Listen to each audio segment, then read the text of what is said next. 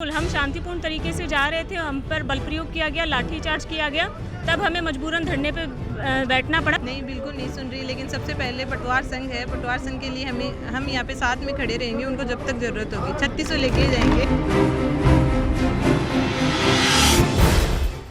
जिस तरह पटवारियों की व्यवस्था खराब की जा रही है, पटवारी शांतिपूर्ण तरीके से अपने प्रदर्शन, अपनी बात को मंगवाने के लिए आए थे, राजस्थान विधानसभा की तरफ बढ़ ही रहे थे, पर सरकार ने पटवारियों की भी नहीं सोची। पटवारियों के साथ कुछ महिलाएं भी थीं, जिन महिलाएं पटवारियों पर भी उन्होंने लाठीचार्ज किया, जिसका नतीजा ये निकला कि पूरे राजस्थान के पटवारी आज जयपुर की राजधानी में धरना दे रहे हैं और उनकी मांग सिर्फ इतनी सी कि 3600 पे ग्रेड हो जाए।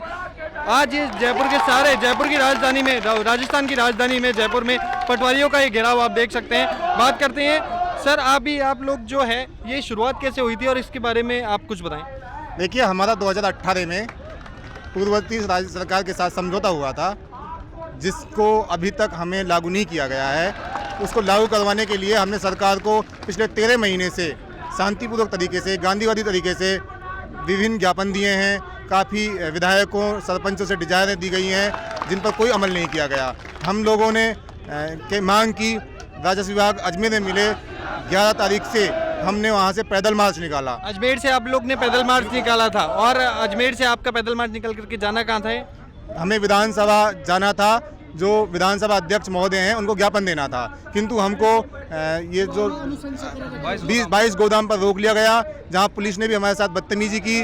पुलिस ने लाठीचार्ज करा आप लोगों के साथ। सिर्फ आप लोगों का मकसद ये था कि आपको शांतिपूर्ण प्रदर्शन करना था? बिल्कुल सर, हमने 4-5 दिन जो भी हमारी रैली रही, उसमें शांतिपूर्वक तरीके से हम वहाँ तक आए और हमको शांतिपूर्वक सिर्फ ज्ञापन देना था, ना कि कोई हुड़दंग करना था। सिर्फ शांतिपूर्वक मार्च निकाल रहे थे, जिसको पुलिस ने लाठीचार्ज किया और हमको रोका। उसके बाद ये कह सकते हैं कि ये जो धरना है सरकार की गलतियों के कारण, अगर सरकार गलतियां नहीं करती और सरकार हमारी बात मांग लेती, सरकार लाठीचार्ज नहीं करती, तो आज राजस्थान के सारे पटवारी इस जगह एकत्रित नहीं होते। शायद नहीं होते, क्योंकि हमारा उद्देश्य ज्ञापन देना था, किंतु सरकार ने हमारे पर ज्यादती की है और अब हम तभी उठेंगे जब हमारा 3600 का आदेश हो जाएगा। उससे पहले हम यहाँ से नहीं उठेंगे। अभी तक सरकार की तरफ से कोई बातचीत हुई है आप लोगों से?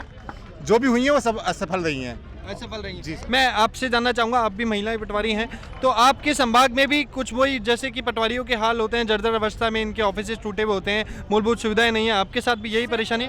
सर, सबसे बड़ी बात तो 3600 की मांग इसीलिए की जा रही है क्योंकि जो 20,2800 हमारा बेसिक पे है, वो हमारे लिए काफ़ी नहीं है। क्योंकि आप देखिए, 400 रुपये में स्टेशनरी भत्ता दिया जा रहा है, 400 रुपये की क्रीम आती है, और पटवारी को इतने कागज राजकार्य में जारी करने पड़ते हैं कि उसके 2-2.5 हज़ार तो मंथली यूँ ही चले जाते हैं।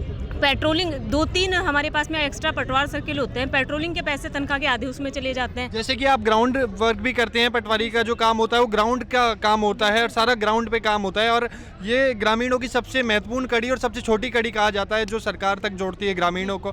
उसके बाद भी सरकार आप लोगों की नहीं सुन रही, जैसे आप बता रहे हैं कि पेट्रोल का खर्चा भी नहीं दिया जा रहा है। सर देखिए, कोई भी आंदोलन एक रात का परिणाम नहीं होता है। 14 महीने से हम अपनी मांगे, छोटे मोटे जो धरना कार्यक्रम है, पेन डाउन है, 1 दिन का काली पट्टी बांधना, यज्ञ जो हम सद्बुद्धि यज्ञ कर रहे हैं, वो सारे हमने ध्यान आकर्षित करने के लिए ही किए थे।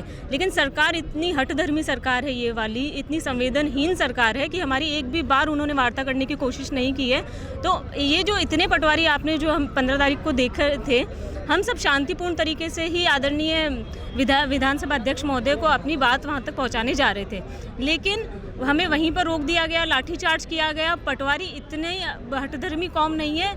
पटवारी प्रशासन के साथ, पुलिस के साथ हमेशा सहयोग बना के काम करते हैं। और पटवारी तो मतलब गांव वालों को लेके चलता है, पुलिस प्रशासन को साथ लेकर के चलता है, और ज़मीन से जुड़ी हुई कह सकते हैं कि एक सरकार की एक ऐसी पोस्ट है जो ज़मीन से जुड़ी हुई रहती है। उसके बाद भी इन्होंने कोई भी चीज़ में लापरवाही और किसी भी चीज़ में मतलब बदतमीजी करी है आपके साथ पुलिस वालों ने? जी सर, बिल्कुल। हम शांतिपूर्ण तरीके से जा रहे थे, हम पर बल प्रयोग किया गया, लाठीचार्ज किया गया, तब हमें मजबूरन धरने पे बैठना पड़ा, वरना धरना करने का हमारा कोई उद्देश्य नहीं था। हम सिर्फ अपनी मांग, वहाँ पर अपना जो मांग पत्र है वो उनको सौंपते और हम तुरंत लौट आते।